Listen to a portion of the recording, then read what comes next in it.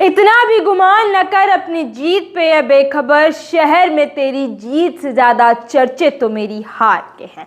ये सटीक लाइनें बैठ रही हैं इस वक्त अंता के विधानसभा उपचुनावों में आए परिणामों पर, जहां प्रमोद जैन भाया को जीत मिली है और नरेश मीणा को हार।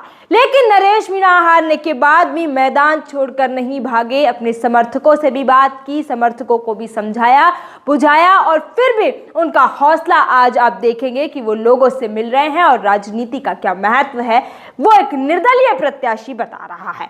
और कल हमने देखा कि हारने के बाद नरेश मीणा सबसे ज्यादा किसी को मानते हैं तो खाटू श्याम जी को मानते हैं। उन्होंने हारने के बाद कल पहले सुबह गौशाला का उद्घाटन किया, फिर खाटू श्याम जी के दर्शन करने पहुंच गए, जहां उनके हर बार के संघर्ष के साथ ही राजेंद्र गुड़ा उनके साथ दिखे थे। और उसके बाद वहां से सीधा निकल जाते हैं नरेश मीणा काशी की ओर, जहां पर उन्होंने जगत गुरु शंकराचार्य के मठ पर जाकर उनसे भेंट की है, आशीर्वाद लिया है। दोस्तों, ये वही जगत गुरु शंकराचार्य हैं जिन्होंने नरेश मीणा के समर्थन में एक अपील की थी।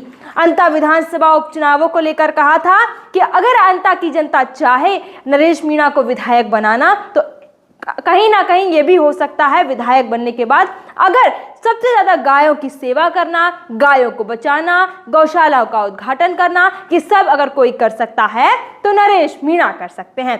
लेकिन यहाँ तो कुछ उल्टा ही हो गया। ये खेला में कब बदल गया लोगों को पता ही नहीं चला। क्यों? क्योंकि अंता की जनता ने विधायक के रूप में कांग्रेस के प्रत्याशी प्रमोद जैन भाया को चुना, लेकिन नरेश मीणा निर्दलीय प्रत्याशी, उन्होंने हार न पहले मानी न हार बाद में मानी। हारने के बाद अगले सुबह वो मिले तो कहाँ मिले, गौशाला का उद्घाटन करने पहुंचे। उसके बाद उन्होंने खाटू श्याम जी के दर्शन किए और फिर काशी पहुंच गए।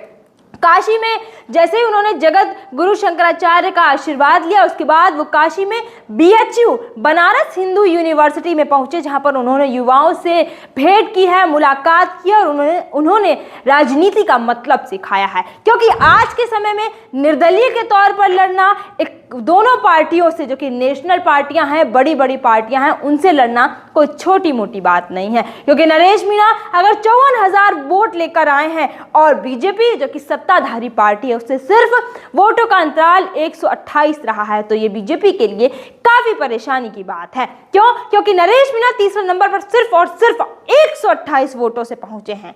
क्योंकि उन्होंने अपना प्रदर्शन किस तरह से किया अंता विधानसभा उपचुनावों में वो हमने सबने देखा।